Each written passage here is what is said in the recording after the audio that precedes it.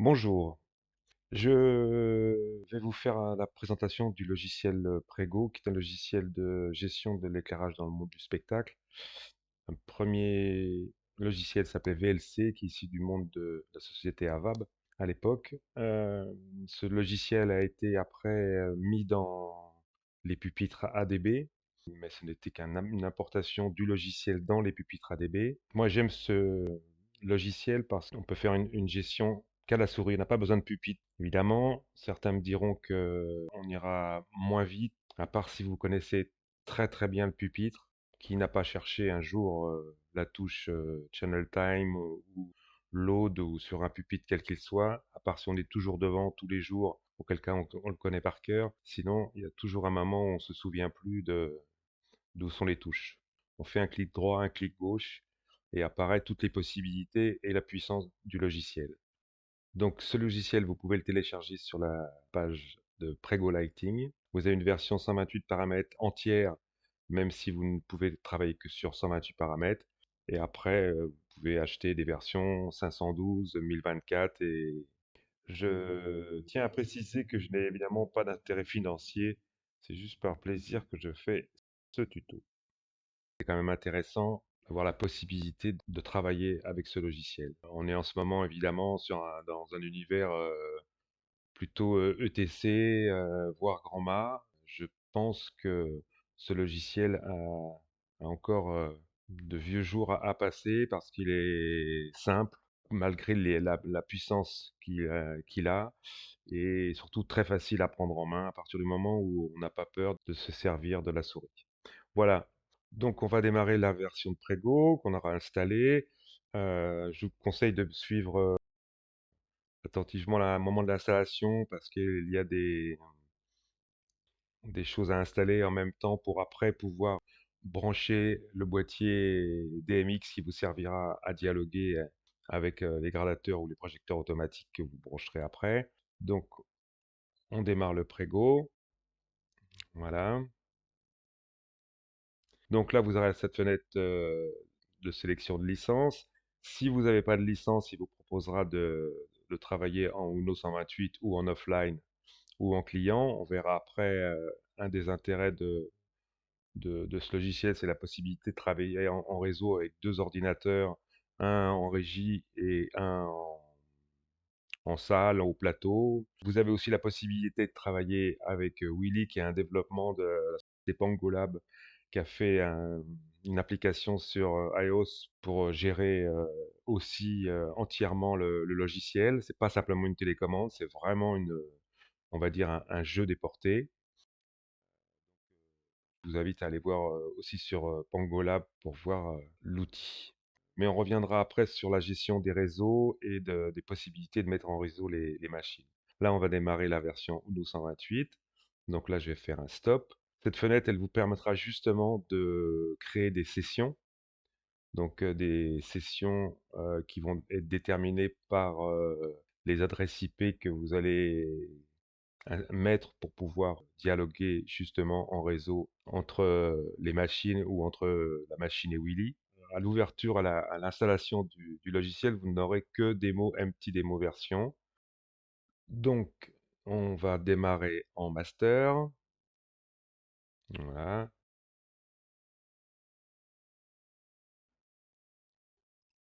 Donc, à l'ouverture de ce logiciel, probablement que vous n'aurez aucune fenêtre d'installer. Vous vous dites, mais qu'est-ce que je fais avec ça?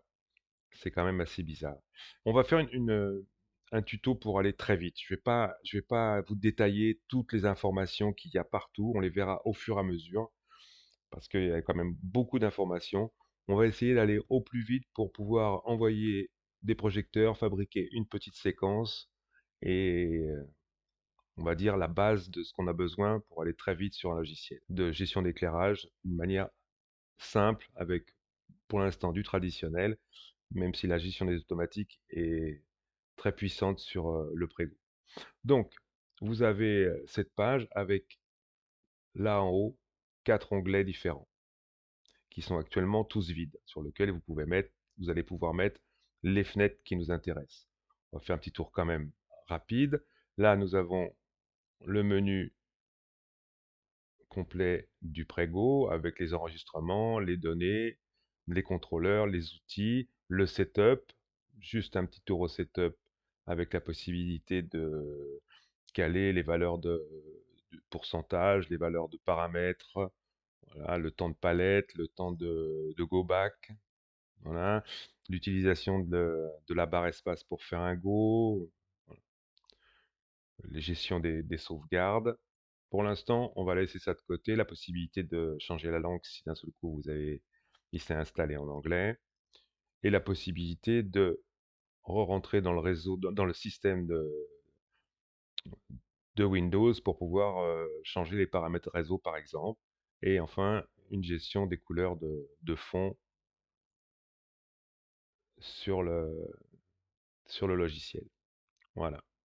Ensuite, nous avons en bas les touches pour enregistrer, updater, record de position pour les automatiques, le fil, l'endroit sur lequel on travaille, là, en travaillant en A ou en B,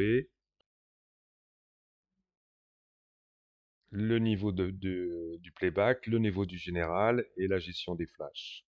Le Prego est un système de mémoire qu'on enchaîne, sur lequel on a fabriqué un état lumineux et on le remplace par un autre état lumineux, contrairement aux jeux actuels qui travaillent en tracking, c'est-à-dire où on fabrique en permanence une modification de mémoire d'une manière totalement linéaire. C'est pas comme ça que fonctionne le Prego. Ça a des inconvénients. Je trouve que pour moi, ça a aussi des avantages dans la compréhension de comment on fabrique les effets, surtout que le tracking est arrivé assez récemment quand même dans le monde du théâtre et du spectacle en général. Au départ, nous n'avons rien. Nous allons donc devoir installer des fenêtres de visualisation des informations qu'on a envie d'avoir. On va dire que la première chose qui nous intéresse dans le cadre d'un début de spectacle, c'est la gestion du patch. Donc moi j'ai l'habitude de mettre le patch dans l'onglet numéro 4, donc je clique gauche dans l'onglet numéro 4, je vais dans cet onglet-là, qui est l'onglet général des informations, de toutes les informations, la session sur laquelle vous travaillez. Nous avons ici instrument de setup, que je clique gauche, ensuite je fais un clic droit et je clique sur instrument de setup. Ensuite, les fenêtres sur le Prego, il va falloir qu'on les ancre, c'est-à-dire qu'elles s'ancrent sur les onglets qu'on aura décidé. Donc là, dans la barre d'en haut, on fait clic droit, on clique sur ancrable. Donc maintenant, si je refais un clic droit, vous voyez que l'ancrable a sa petite coche qui a été faite. Et ensuite, on prend avec le clic gauche, on déplace, et voilà, un système d'ancrage magnétique comme ça qui fait que on a installé notre page sur la totalité. Le grand intérêt de Prego, c'est la possibilité de mettre autant de fenêtres qu'on veut, évidemment, en fonction des écrans qu'on a, et d'avoir une gestion en multifenêtrage et en modification de ces fenêtres qui est sans trop de limites, à part la visualisation qu'on peut avoir en fonction de l'écran. Je vais rajouter à cette page-là quand même une petite ligne de circuit, ne serait-ce que pour pouvoir avoir une visualisation complète des choses. Donc là, pour installer les circuits, eh ben, on descend sur contrôleur, on fait circuit, on clique, on lui dit que je veux l'ancrer et on remonte et automatiquement, vous voyez, il y a un ancrage qui se fait sur la fenêtre. Donc là, j'ai deux fenêtres, une fenêtre de circuit et une fenêtre de patch où j'ai les circuits dans cette page-là, les gradateurs dans l'autre page. Pour l'instant, on ne va faire que sur du traditionnel. On refera des vidéos sur la gestion des automatiques. Le patch, c'est assez simple. Au départ, donc, il est vide. Si je veux faire un patch droit, je clique sur la première ligne, je tape 1, je descends jusqu'à ma dernière ligne, je fais Shift maintenu, je clique, on a sélectionné toute la ligne, on va dire, de gradateur, je fais Enter, Il me demande si je veux patcher, je dis oui. Voilà. Là, j'ai patché directement droit 1, 1, 2, 2, l'ensemble de mes gradateurs. À partir de ce moment-là, je peux envoyer, si je me mets là, si j'envoie le 1, j'envoie le 1, et ainsi de suite. On va tout dépatcher. Je vais faire un clear dimmer patch. Oui, là j'ai tout dépatché. Vous avez la possibilité de patcher comme vous voulez après, évidemment. Si je fais 2, je tape 2, je double-clique sur la ligne numéro 1, j'ai le 2, 4, 5. Si je veux rajouter un circuit 6, je clique de l'autre côté. 7, je clique à côté. Voilà. Vous avez la possibilité de double-cliquer d'abord dans la fenêtre, de faire 8, Enter. Et vous avez enfin la possibilité de faire en glisser-déposer, de choisir les gradateurs. Une chose intéressante, c'est que là en bas, vous avez la possibilité de travailler en live, c'est-à-dire si je coche dimmer, là j'ai la valeur à laquelle je vais envoyer des circuits. Clic droit maintenu et je pousse la souris. Je vais montrer dans cette fenêtre-là, vous avez un show output qui vous permet de voir qu'effectivement vous envoyez bien la valeur 127 au gradateur 1. Donc là, en même temps que je teste les gradateurs, je peux les tester. Là, j'allume le gradateur 12, je dis c'est bien le 12 que je voulais et que je veux en circuit 7, en circuit 6. Hop, je glisse, je déplace, voilà. Euh,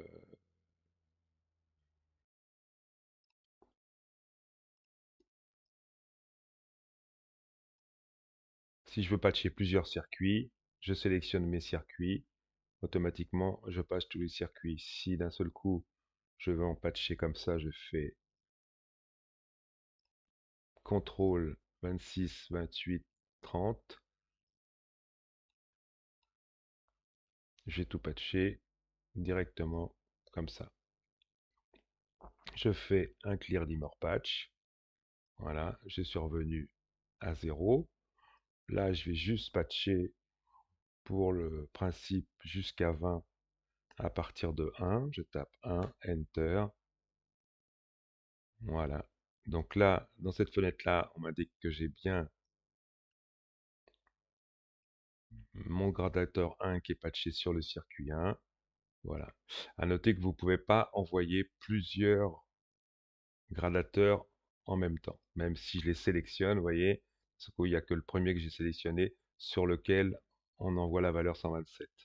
Je suis obligé de passer d'un à l'autre pour pouvoir tester les différents gradateurs. À noter qu'évidemment, hein, on est sur un ordinateur, donc si je fais flèche, hop, je passe mes gradateurs, je remonte avec les flèches, je me déplace comme je veux. C'est un petit peu sauvage, mais ça permet de tester rapidement l'ensemble des gradateurs. Et parfois, on a perdu un circuit, on ne se souvient plus sur quelle prise on l'a patché, et au lieu on l'a branché, pardon, et au lieu de remonter, on peut tester comme ça rapidement quand même les, les gradateurs. De la même manière, on peut aussi tester les circuits. Donc de la même manière, si je me mets là et que je clique sur 1,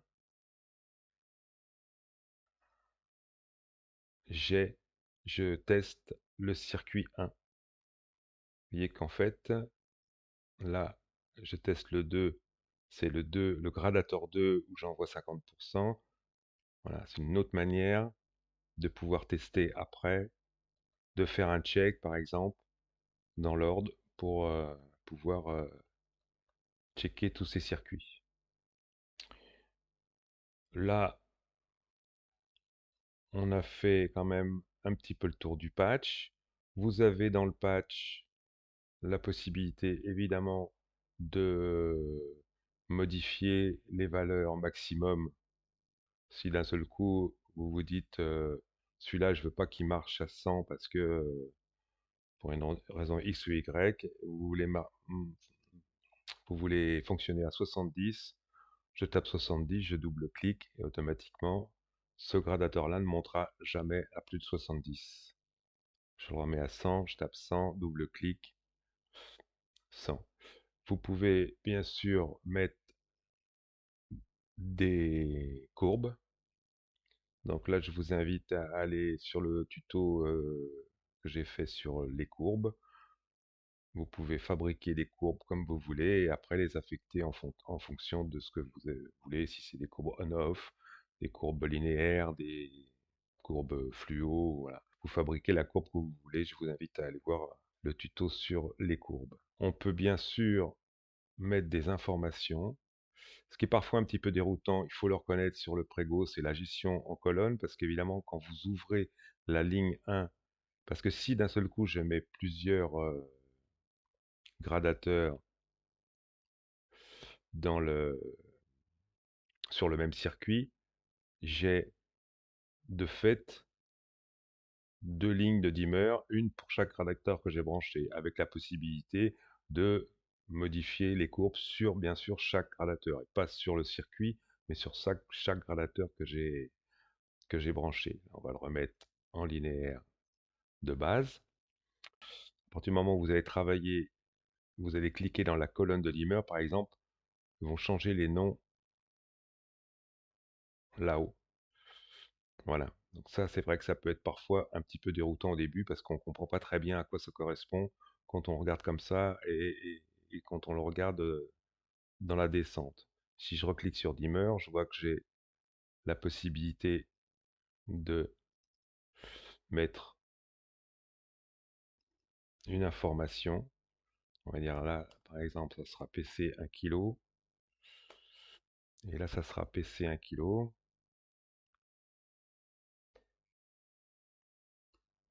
Voilà. Et donc là, j'ai la possibilité de travailler sur deux colonnes. C'est-à-dire que je peux dire que là, j'ai deux PC avec du 201, par exemple. Et là, de lui mettre euh, un peu l'utilisation qu'on en fait. On va dire que ça, c'est une face, par exemple. Enter. Voilà. On n'est pas obligé de faire Enter. À partir du moment où on clique dessus, si je mets là face aussi, si je change de ligne automatiquement, il le prend en compte.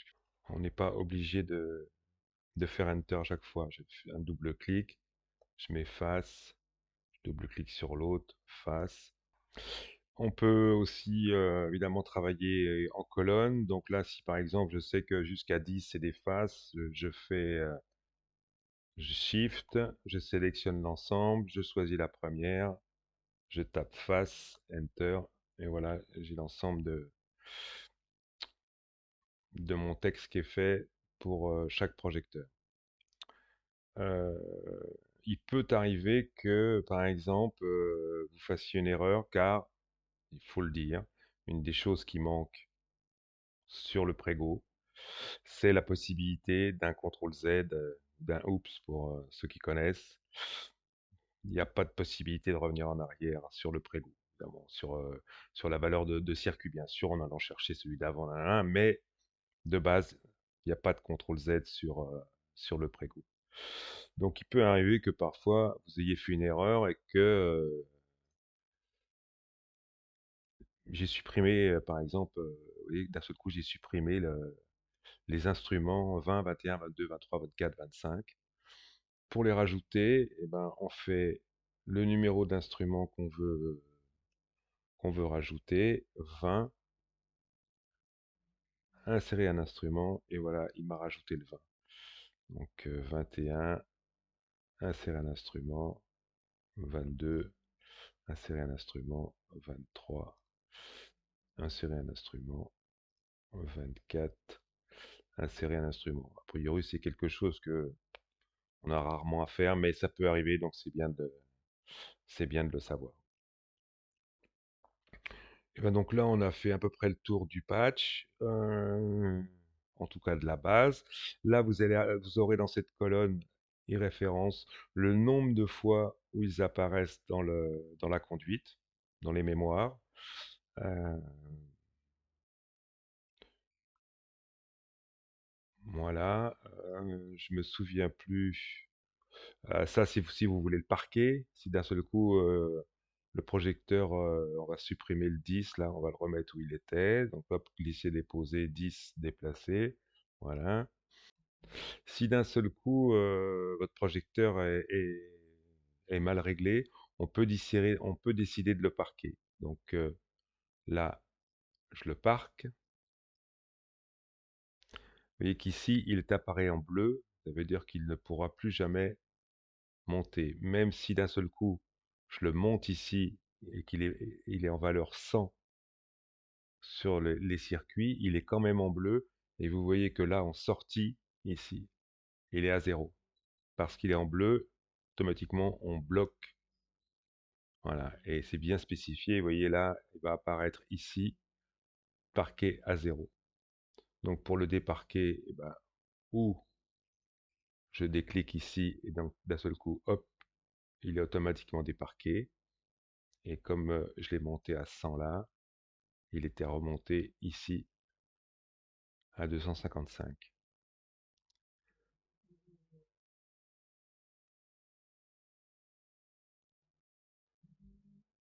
Si d'un seul coup je le monte à 30 et que je fais parquer, et ben de la même manière, il sera parqué à 30. Vous voyez maintenant, il est à 96 là, quelle que soit la valeur auquel je l'ai mis.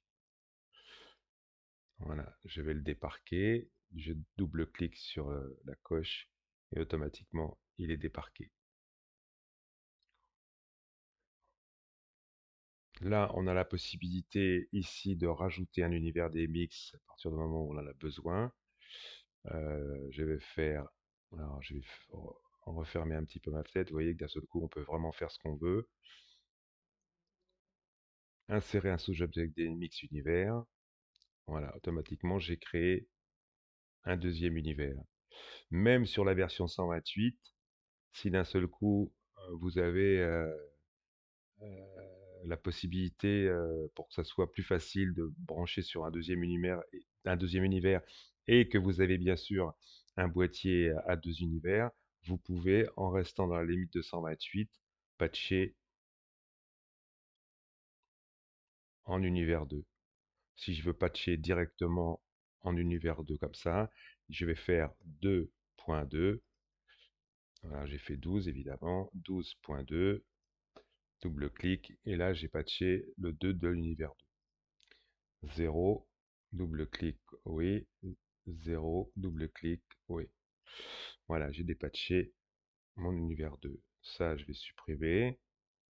Voilà. Je vous le dis quand même au cas où.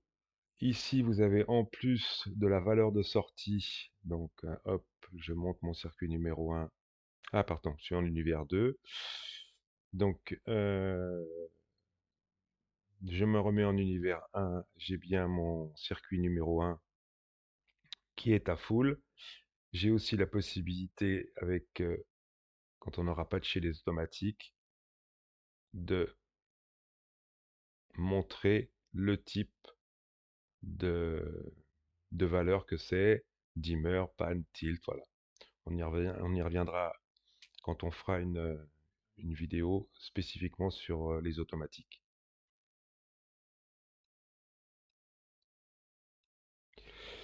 Voilà, donc là, ben, on a fait notre patch classique.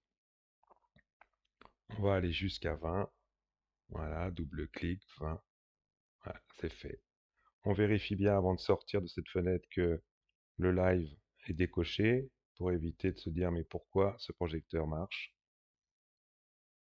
Et on revient sur notre premier onglet.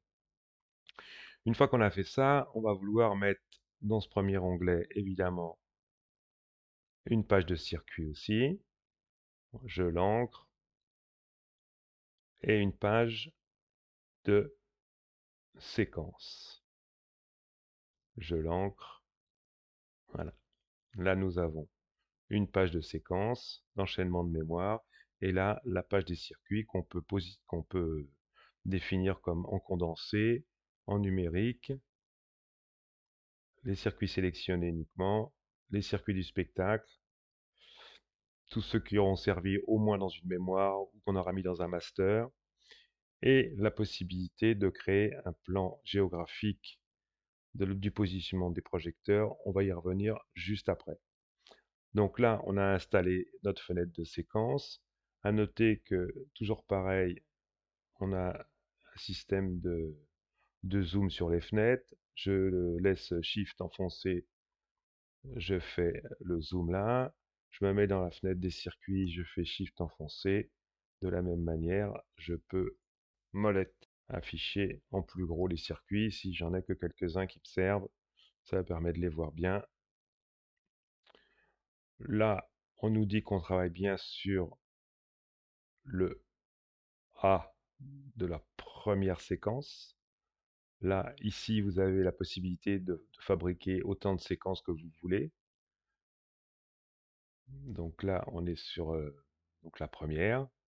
En général, on travaille sur la première, mais on peut faire d'autres séquences pour faire des effets, par exemple, ou une boucle qui va tourner toute seule pendant que les autres mémoires s'enchaînent. Vous avez là la liste des séquences que vous aurez fabriquées et la liste des mémoires que vous aurez fabriquées. Donc, on va fermer cette fenêtre-là. Donc là, je vous ai présenté en gros la fenêtre des séquences, la fenêtre des circuits. On va se mettre une fenêtre de master sur l'onglet 2 pour avoir un petit peu de place, contrôleur, registre physique. Alors vous avez on va regarder, vous avez deux possibilités sur ce qu'on peut nommer par exemple les masters. Hop, je modifie la taille. Vous avez donc les registres physiques, c'est ce qu'on vient de faire, et juste les registres comme ça, où en fait c'est une petite fenêtre qui vous donne la même chose, mais avec moins d'informations, la possibilité quand même de monter le master avec un clic droit maintenu, on pousse la souris, et puis les informations qui vont qui vont être contenues dans tous ces masters. Vous voyez que donc là, celle-là, on va la fermer, on va garder la grosse qui a quand même plus d'informations. Bon, on va laisser tomber les masters pour l'instant. Ce qu'on va faire, ce qui est important, c'est qu'une fois que vous aurez fabriqué vos fenêtres, c'est bien de les sauvegarder. Donc pour les sauvegarder, on va dans le menu Prego, pardon, Setup, Organisation des écrans, enregistrer la configuration. On va refaire Prego début, on enregistre, vous le remplacez, oui, voilà. Là, j'ai enregistré mes écrans. Si d'un seul coup, j'ai déjà enregistré une position d'écran vide, Setup, organisation des écrans, charger la configuration, écran vide, je double-clique. Voilà, j'ai perdu toutes les fenêtres que j'avais mises. Si je veux les retrouver, je fais Prego, Setup, organisation des écrans, charger la configuration d'écran, Prego début, et voilà. J'ai retrouvé mes écrans. Vous voyez, on retrouve l'écran avec la même valeur de zoom sur les circuits, mon- mon- ma page de master, ma fenêtre de master et ma fenêtre de patch. Avant de continuer, on va enregistrer aussi même si on n'a pas fait de mémoire, on va se faire un dossier, fichier, dupliquer, tuto vide 2, et je l'enregistre. Si j'ai besoin de la recharger, je vais dans Ouvrir, et là j'ai une tuto vide et une tuto vide 2. Voilà. Là, on est dans du rien que du très classique. Donc, on va travailler sur notre page de circuit. C'est l'onglet Device Layout que j'ouvre, que je peux faire un clic droit. Je fais Insérer un sous-objet. Ensuite, je clique sur cette page que je vais ouvrir en grand. Celle-là, elle n'est pas ancrable.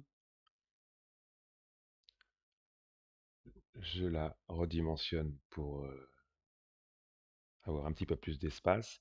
Et là, je vais mettre mes circuits tels que, on va dire, ils sont positionnés au plateau. On va se dire qu'ils sont dans l'ordre pour que ça soit simple.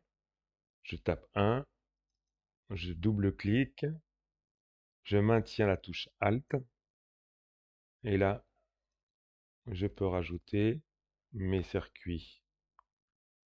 Voilà. Ensuite, on va mettre les contres en 6, 7, 8, 9, 10. On va mettre les latéraux en 11, 12, 13, 14, 15, 16.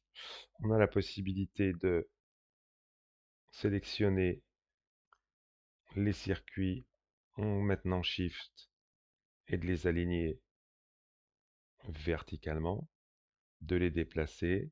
Je fais un petit coup de roulette pour rafraîchir la vue. De la même manière, je double-clique, Shift et je maintiens, vertical aligne, on le prend, déplacer, voilà, j'ai enregistré mon plan avec mes projecteurs là où ils sont placés. L'intérêt de ça, au-delà de savoir rapidement et de pouvoir expliquer à quelqu'un, envoie-moi le premier en bas à gauche, qui sont les faces, après on va quand même très vite comprendre. L'intérêt aussi de ça, c'est de pouvoir faire, en maintenant contrôle, on va se dire une petite perche comme ça, une petite fenêtre perche comme ça, une comme ça, et une comme ça. L'intérêt simple de ça, c'est que je vais lui donner un nom d'abord. Le nom, c'est ici qu'on le donne. Plan plateau. Enter. Je l'enregistre. Je ferme ma fenêtre. Et là, maintenant, dans cet onglet-là, j'ai plan plateau qui est apparu. Je peux faire toujours pareil, Shift. Voilà. Et ensuite, on le positionne là où on veut qu'il soit positionné. Voilà. Si on a besoin d'en rajouter ou de faire ça mieux, on peut aller directement là, faire un clic droit, éditer la vue topographique. Là, je vais aligner mes contres que je n'avais pas fait. Horizontal align, update.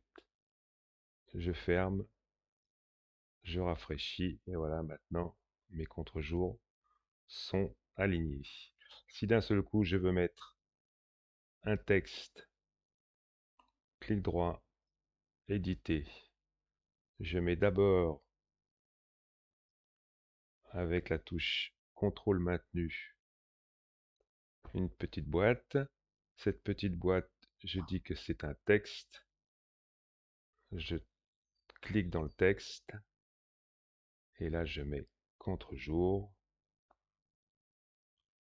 Je décide la taille de la typo. Je double-clique à côté. Voilà. J'update. Je rafraîchis. On a notre contre-jour. Nos contre-jours qui sont marqués, évidemment, on peut le faire tout ce qu'on veut. Pourquoi j'aime faire ça? Parce que d'un seul coup, automatiquement, à partir de ce moment-là, quand vous allez cliquer sur la fenêtre, la perche, rappelons-le comme on veut, vous allez sélectionner tous les circuits qui sont contenus sur cette perche. Ça veut dire que déjà là, vous avez déjà fait un groupe, vous ne l'avez pas nommé, mais vous avez la possibilité de cliquer. On fait un clic droit, on maintient le clic droit, on pousse la souris et on monte les circuits. Clic, tac, clic, tac, clic. Ah, pardon. Ah, je me suis fait avoir. Donc,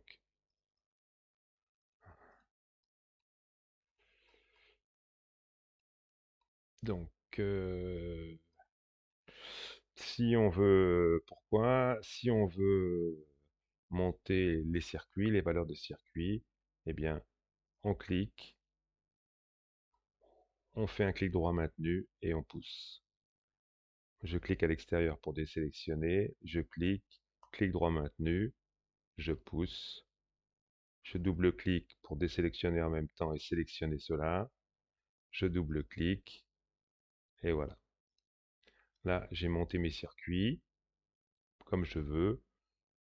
Si je veux enregistrer une mémoire, je fais record, il me donne automatiquement la première disponible, je l'enregistre, cette mémoire est enregistrée dans le séquentiel. Dans la fenêtre des circuits, il y a aussi là 3 petits onglets qui sont intéressants.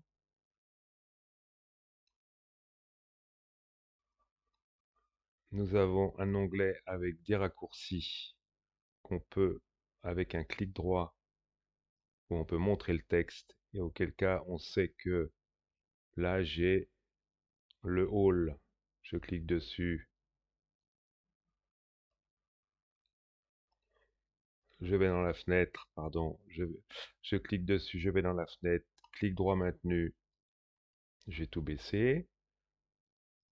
Voilà. Vous avez les valeurs en pourcentage qui sont là. Voilà. Si je veux changer la valeur préférence, je clique 5, Enter. Voilà. Et donc là maintenant, je monte de 55 ou je descends de 55. Il y a d'autres informations que vous avez là, mais pour lesquelles on reviendra un petit peu plus tard. Vous avez la possibilité, il y a plein de manières en fait d'arriver au même résultat. Une fois que vous avez sélectionné ce circuit, vous pouvez décider que vous le parquez. Et là, vous l'utilisez parqué et voilà. Il est à 16. Il est en bleu. Si on va voir là, c'est le circuit 10. Si on va voir là, et qu'on se met sur le, qu'on vérifie sur le 10 en show output, eh ben, on voit qu'il est à 40. Parce que je l'ai parqué à 40. Donc si je veux qu'il soit parqué à 0, il faut que je le déparque.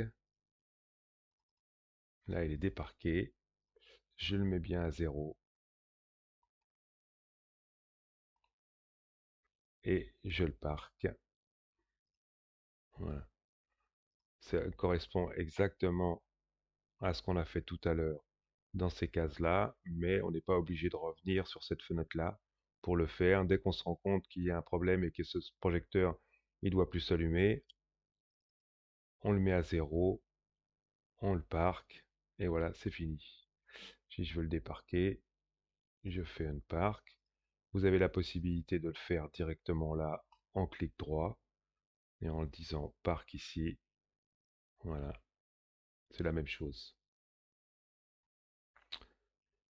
Vous avez la possibilité, si vous êtes allergique au maniement de la souris, vous avez la possibilité de mettre une roulette, double clic. Voilà. J'ai l'habitude de faire des doubles clics pour sélectionner parce qu'automatiquement, ça désélectionne le suivant. Si vous faites qu'un seul clic, ça les ajoute. Donc voilà. Et vous avez la possibilité aussi d'afficher une fenêtre de groupe. Je vais quand même la pointer. Voilà. On est là. On va faire All. Tac.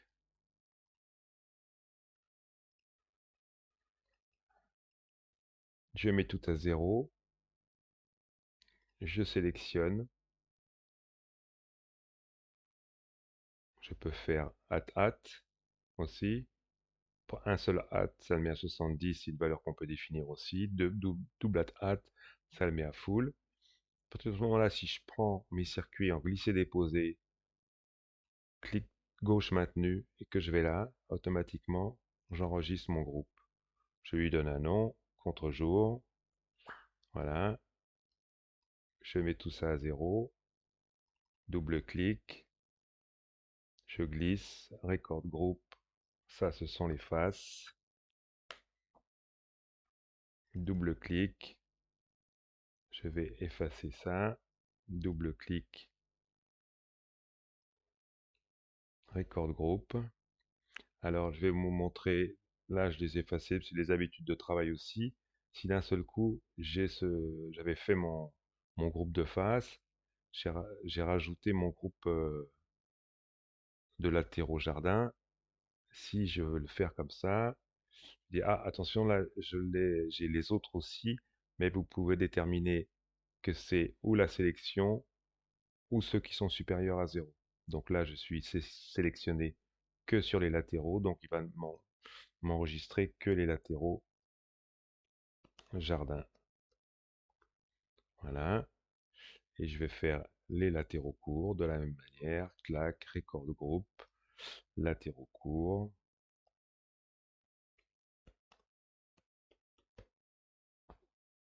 C'est bien la sélection. J'enregistre. Et voilà. J'éteins tout. All. Clic droit. Voilà. Là, je sélectionne mes contre-jours, mes faces, mes latéraux. De la même manière, si je fais Shift, j'ajoute les faces, les latéraux et la cour. Je fais clic droit, je pousse. Voilà. On a d'autres informations ici, mais sur lesquelles on reviendra plus tard, qui sont la gestion des temps spéciaux sur les séquences. Et puis aussi le fetch et tout ça, on y reviendra un petit peu plus tard. Et donc on en finit avec la partie des circuits. On se retrouve dans la vidéo prochaine pour commencer à faire quelques mémoires et voir la gestion de la séquence dans le préco. Merci.